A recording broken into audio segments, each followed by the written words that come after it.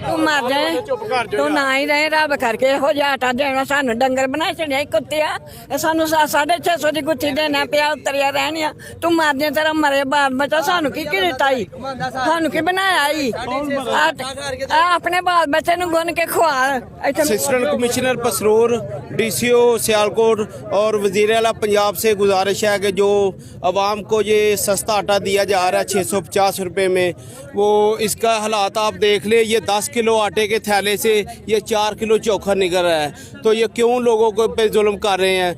को रिलीफ देना है, रमज़ान पैकेज देना है, तो उसके बदले आवाम को मारने की ना कोशिश की जाए, बल्कि आवाम को जो है ना वो सहूलियत दी जाए और साफ़ और सस्ती और मयारी चीज़ जो है ना वो मुहैया की जाएगी। चाहिए करप्शन है, कोई किसी चीज़ हकदार नूं कोई चीज़ नहीं मिल रही ना स्टोर तो ये ज़्यादा ऑलरेडी सारी जगह ते सबसिडी दी जाए ठीक है, बिल्कुल करप्शन हो रही है।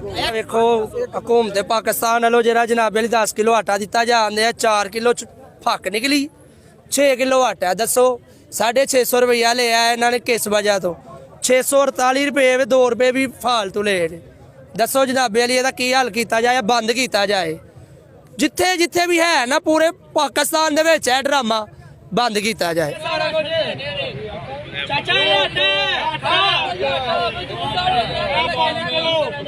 बंद किया जाए।